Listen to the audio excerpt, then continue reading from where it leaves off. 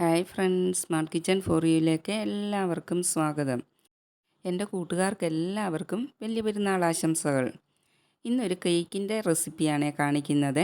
2 minute മിക്സിയിൽ അടിച്ചെടുത്താൽ കുട്ടികൾക്ക് വരെ തയ്യാറാക്കാൻ പറ്റുന്ന നല്ല സോഫ്റ്റും ടേസ്റ്റിയുമായിട്ടുള്ള ഒരു കേക്കിൻ്റെ റെസിപ്പിയാണ്. ബീറ്ററോ ഓവനോ ഒന്നുമില്ലാതെ മിക്സിയിലടിച്ച് സ്റ്റൗവിൽ വെച്ച് തയ്യാറാക്കിയ ഒരു കേക്കാണ് ഇത്.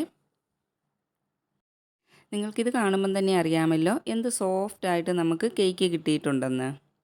കേക്ക് എങ്ങനെയാണ് തയ്യാറാക്കുന്നതെന്ന് നോക്കാം. മിക്സിയുടെ വലിയ ജാറാണ് ഞാൻ എടുത്തിരിക്കുന്നത്. അതിൽ വെള്ളം ഒട്ടും തന്നെ കാണരുത്. ഇതിലേക്ക് നമുക്ക് ആദ്യം 2 മുട്ട പൊട്ടിച്ചൊഴിക്കാം. മുട്ട എടുക്കുമ്പോൾ റൂം ടെമ്പറേച്ചറിലുള്ള മുട്ട മാത്രമേ എടുക്കാവൂ. ഫ്രിഡ്ജിൽ വെച്ച മുട്ടയാണെങ്കിൽ കുറേ നേരം മുമ്പേ വെളിയിൽ വെച്ച് തണുപ്പൊക്കെ പോയതിന് ശേഷം മാത്രമേ ചേർത്ത് കൊടുക്കാവൂ. 2 മുട്ട പൊട്ടിച്ചത് ജാറിലേക്ക് ഇട്ട് കൊടുത്തിട്ടുണ്ട്.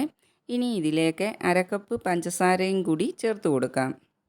പഞ്ചസാര പൊടിച്ചൊന്നും ചേർത്ത് കൊടുക്കണ്ട, സാധാരണ കൂട്ട് തന്നെ ചേർത്ത് കൊടുത്താൽ മതി. ഇതിലേക്ക് 1 ടീസ്പൂൺ വാനില എസൻസ് ചേർത്ത് കൊടുക്കാം. വാനില എസൻസിന് പകരം പൈനാപ്പിൾ എസൻസ് ഉണ്ടെങ്കിൽ അത് ചേർത്ത് കൊടുക്കാം. ഇനി ഇതൊന്നും നിങ്ങളുടെ കയ്യിലില്ലെങ്കിൽ ഏലക്ക പൊടിച്ചത് ചേർത്ത് കൊടുത്താലും മതി. മുട്ടയുടെ ടേസ്റ്റ് അറിയാതിരിക്കുന്നതിനും കേക്കിന് നല്ലൊരു ടേസ്റ്റ് കിട്ടുന്നതിനും വേണ്ടിയാണ് നമ്മൾ എസൻസ് ചേർത്ത് കൊടുക്കുന്നത്. ഇതിലേക്ക് 1/2 കപ്പ് സൺഫ്ലവർ ഓയിലും കൂടി ചേർത്ത് കൊടുക്കാം. വെളിച്ചെണ്ണ പോലുള്ള ഓയിലൊന്നും ചേർത്ത് കൊടുക്കരുത്. സ്മെല്ലില്ലാത്ത ഏത് ഓയിൽ വേണമെങ്കിലും ചേർത്ത് കൊടുക്കാം. ഇനി ഇത് മിക്സിയിൽ 2 മിനിറ്റ് അടിച്ചെടുക്കാം. 2 മിനിറ്റെങ്കിലും നിങ്ങളിത് മിക്സിയിൽ നല്ലവണ്ണം അടിച്ചെടുക്കണം. 2 മിനിറ്റെങ്കിലും മിക്സിയിൽ നല്ലവണ്ണം അടിച്ചാൽ മാത്രമേ നമുക്കിതുപോലെല്ലാം കൂടി ഒരു ക്രീമി പരുവത്തിൽ കിട്ടത്തുള്ളൂ. ഇനി ഇതിലേക്ക് കുറച്ച് പാൽ ചേർത്ത് കൊടുക്കുന്നുണ്ട്. ഒരു 1/4 കപ്പ് പാലാണ് ഞാൻ എടുത്തിരിക്കുന്നത്. അതിൻ്റെ 1/4 ഭാഗത്തോളം മാത്രമേ ഇപ്പോൾ ചേർത്ത് കൊടുക്കുന്നുള്ളൂ. പാല് തിളപ്പിച്ച് ആറിയതിന് ശേഷമാണ് ചേർത്ത് കൊടുക്കുന്നത്. പച്ചപ്പാൽ ചേർത്ത് കൊടുക്കല്ലേ, അപ്പോൾ അതിന് ടേസ്റ്റ് വ്യത്യാസം വരും. പാലുകൂടി ചേർത്ത് ഒരു 10 സെക്കൻഡ് മിക്സിയിൽ അടിച്ചെടുത്തിട്ടുണ്ട്. കണ്ടില്ലേ, ഇതുപോലെ പഞ്ചസാരയെല്ലാം അലിഞ്ഞ് മുട്ടയുമായി മിക്സായി ഇതുപോലൊന്ന് നല്ലവണ്ണം പതഞ്ഞൊരു പരുവത്തിൽ നമുക്ക് കിട്ടിയിട്ടുണ്ട്. ഇതൊരു ബൗളിലേക്ക് നമുക്ക് ഒഴിച്ചു കൊടുക്കാം.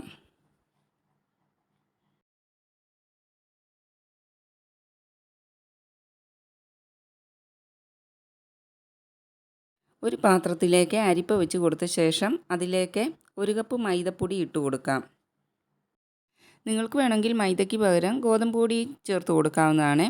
അതല്ലെങ്കിൽ പകുതി ഗോതമ്പ് പൊടിയും പകുതി മൈദയും കൂടി ചേർത്തും ഈ കേക്ക് ഉണ്ടാക്കാവുന്നതാണ്.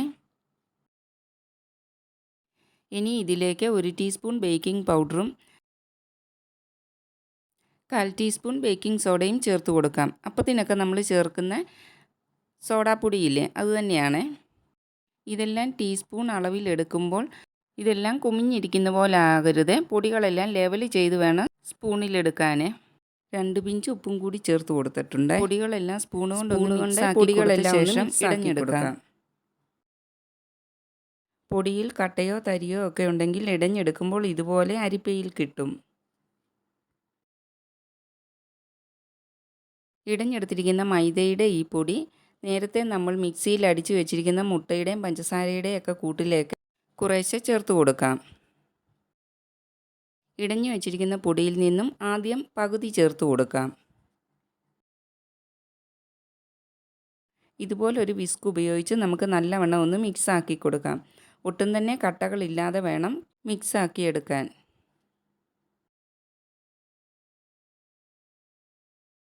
ആദ്യം നമ്മൾ ചേർത്ത് കൊടുത്ത പൊടി ഒട്ടും തന്നെ കട്ടകളൊന്നുമില്ലാതെ നല്ലതുപോലെ മിക്സാക്കി എടുത്തിട്ടുണ്ട്. ഇനി ബാക്കി പകുതിയും കൂടി ചേർത്ത് കൊടുക്കാം. ഇതും ആദ്യത്തേതുപോലെ തന്നെ ഒട്ടും തന്നെ കട്ടകളില്ലാതെ നല്ലവണ്ണം മിക്സാക്കി എടുക്കണം. ഈ ഒരു കൺസിസ്റ്റൻസിയിൽ വേണം മാവിരിക്കാനായിട്ട്. ഇതുപോലെ ലൂസായി കിട്ടിയില്ലെങ്കിൽ 1-2 ടീസ്പൂൺ വെള്ളമോ പാലോ കൂടി ചേർത്ത് നിങ്ങൾ ലൂസാക്കി എടുക്കണം. ഇങ്ങനെ ഒഴുകി വരുന്ന രീതിയിലായിരിക്കണം ഈ ബാറ്റർ ഇരിക്കേണ്ടത്. ഇതാണ് കേക്കിൻ്റെ കറക്റ്റായിട്ടുള്ള കൺസിസ്റ്റൻസിയെ. കേക്കിൻ്റെ ഈ ബാറ്റർ ഒഴിച്ച് കൊടുക്കുന്നത് സ്റ്റീലിൻ്റെ ഒരു പാത്രത്തിലാണ്. ഇതിനായിട്ട് കേക്ക് ട്രേയുടെ ഒന്നും ആവശ്യമില്ല. നമ്മൾ കറിയൊക്കെ എടുക്കുന്ന സ്റ്റീലിൻ്റെ ബൗളില്ലേ, അതുപോലുള്ള ഒരു പാത്രമാണ് ഞാൻ എടുത്തിരിക്കുന്നത്. ഈ പാത്രത്തിലേക്ക് കുറച്ച് ബട്ടർ ഇട്ട് കൊടുത്തൊന്ന് ഗ്രീസ് ചെയ്തെടുക്കുന്നുണ്ട്. നിങ്ങൾക്ക് ബട്ടറിന് പകരം ഓയിൽ വേണമെങ്കിലും ചേർത്ത് കൊടുക്കാവുന്നതാണ്. ഇനി ഇതിലേക്ക് കുറച്ച് മൈദപ്പൊടി ഇട്ട് കൊടുത്ത് ഒന്ന് തട്ടിയെടുക്കാം.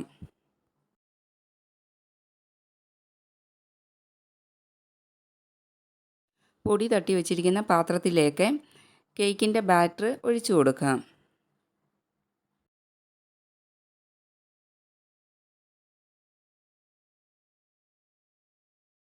കേക്കിൻ്റെ ബാറ്റർ ഒഴിച്ചു കൊടുത്ത ശേഷം പാത്രം 3-4 പ്രാവശ്യം ഒന്ന് ടാപ്പ് ചെയ്തെടുക്കണേ.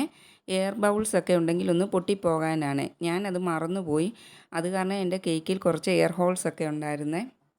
കേക്ക് ബേക്ക് ചെയ്യുന്നത് നോൺ സ്റ്റിക്കിൻ്റെ ഒരു പഴയ പാത്രത്തിലാണ്. അതിലേക്ക് ഒരു റിങ് ഇറക്കി വെച്ചിട്ടുണ്ട്. 5 മിനിറ്റ് മുമ്പേ പ്രീ ഹീറ്റ് ചെയ്ത് വെച്ചിരിക്കുന്ന പാത്രത്തിലേക്ക് കേക്കിൻ്റെ ഈ പാത്രം ഇറക്കി വെച്ച് കൊടുക്കാം. ഇനി അടപ്പുകൊണ്ട് നല്ലതുപോലെ ഒന്ന് അടച്ചു കൊടുക്കാം. 5 മിനിറ്റ് ഹൈ ഫ്ലെയിമിലും 20 മിനിറ്റ് മീഡിയം ഫ്ലെയിമിലും ഇട്ട് നമുക്ക് കേക്ക് വേവിച്ചെടുക്കാം. ഇടയ്ക്കൊന്നും പാത്രത്തിൻ്റെ മൂടി മാറ്റി നോക്കരുത്, അപ്പോൾ കേക്ക് താന്നു പോകും. കേക്ക് നല്ല പെർഫെക്റ്റ് ആയിട്ട് തന്നെ പൊങ്ങി വന്നിട്ടുണ്ട്. ഞാൻ പാത്രം ടാപ്പ് ചെയ്ത് കൊടുക്കാഞ്ഞതുകൊണ്ടാണ് കേക്കിൽ ക്രാക്ക് പോലൊക്കെ കാണുന്നത്. കേക്ക് ഇനിയും വെന്തോന്ന് നമുക്ക് നോക്കണമല്ലോ, അതിനായിട്ട് ഒരു കമ്പി വെച്ചൊന്ന് കുത്തി നോക്കാം. കമ്പിയിലൊന്നും ഒട്ടിപ്പിടിക്കാതെ നല്ല ക്ലിയർ ആയിട്ട് നമുക്ക് കിട്ടിയിട്ടുണ്ട്. അപ്പോൾ കേക്ക് നല്ല പെർഫെക്റ്റ് ആയിട്ട് വെന്ത് വന്നിട്ടുണ്ട്. ഇനി ഇത് തണുത്തതിന് ശേഷം നമുക്ക് പാത്രത്തിൽ നിന്നും മാറ്റി കൊടുക്കാം. കേക്ക് നല്ലപോലെ തണുത്തിട്ടൊന്നുമില്ല, എന്നിട്ടും കൂടി പാത്രത്തിൽ നിന്നും വിട്ടു വന്നിട്ടുണ്ട്. എന്നാലും ഒരു കത്തി കൊണ്ട് നമുക്കിതൊന്ന് ഇളക്കി കൊടുക്കാം. ഇനി കേക്ക് ഒരു പ്ലേറ്റിലോട്ട് മാറ്റി കൊടുക്കാം. കേക്ക് നമുക്ക് നല്ല പെർഫെക്റ്റ് ആയിട്ട് തന്നെ കിട്ടിയിട്ടുണ്ട്. നല്ല സോഫ്റ്റും ടേസ്റ്റുമുള്ള ഒരു കേക്കായിരുന്നു ഇത്. ഇനി ആരും ഓവനോ ബീറ്ററോ ഒന്നും ഇല്ലെന്നും പറഞ്ഞ് കേക്ക് ഉണ്ടാക്കാതിരിക്കണ്ട. ഇതുപോലെ മിക്സിയിൽ 2 മിനിറ്റ് ഒന്ന് അടിച്ചെടുത്താൽ നമുക്ക് ആർക്ക് വേണമെങ്കിലും ഇതുപോലെ നല്ല പെർഫെക്റ്റ് ആയിട്ടുള്ള കേക്ക് തയ്യാറാക്കിയെടുക്കാം. ചൂട് നല്ലപോലെ പോയിട്ടില്ല, എന്നാലും നല്ല സ്പോഞ്ചി ആയിട്ട് തന്നെ കേക്ക് കിട്ടിയിട്ടുണ്ട്. കേക്ക് തയ്യാറാക്കുന്ന ദിവസം കഴിക്കാതെ പിറ്റേ ദിവസം കഴിക്കുമ്പോഴാണ് കേക്കിൻ്റെ ശരിക്കുള്ള ടേസ്റ്റ് നമുക്ക് കിട്ടുന്നത്. മിക്സിയിൽ 2 മിനിറ്റ് അടിച്ചെടുത്ത് തയ്യാറാക്കിയ ഈ കേക്ക് നിങ്ങൾക്ക് എല്ലാവർക്കും ഇഷ്ടപ്പെട്ട് കാണുമല്ലോ. അതുപോലെ വളരെ സിമ്പിളായിട്ട് തയ്യാറാക്കാവുന്ന ഒരു കേക്കാണ്. നിങ്ങൾക്ക് വലിയൊരു കേക്കാണ് ആവശ്യമെങ്കിൽ ഞാൻ ഈ ചേർത്ത് കൊടുത്ത ഇൻഗ്രീഡിയൻസ് എല്ലാം കൂടുതലായിട്ട് ചേർത്ത് കൊടുത്താൽ മതി. കൊച്ചു കുട്ടികൾക്ക് വരെ തയ്യാറാക്കി എടുക്കാൻ പറ്റുന്ന ഈ ഒരു കേക്കിൻ്റെ റെസിപ്പി നിങ്ങൾക്ക് ഇഷ്ടപ്പെട്ടാൽ ഫ്രണ്ട്സിന് എല്ലാവർക്കും ഒന്ന് ഷെയർ ചെയ്ത് കൊടുക്കണേ. ലൈക്ക് ചെയ്യുകയും സബ്സ്ക്രൈബ് ചെയ്യാത്ത കൂട്ടുകാരുണ്ടെങ്കിൽ ഒന്ന് സബ്സ്ക്രൈബ് ചെയ്ത് സപ്പോർട്ടും കൂടി ചെയ്യണേ. ഇനി മറ്റൊരു വീഡിയോയുമായിട്ട് വരുന്നിടം വരെ എല്ലാവർക്കും നല്ലത് മാത്രം വരട്ടെ എന്ന് പ്രാർത്ഥിക്കുന്നു. Thanks for watching.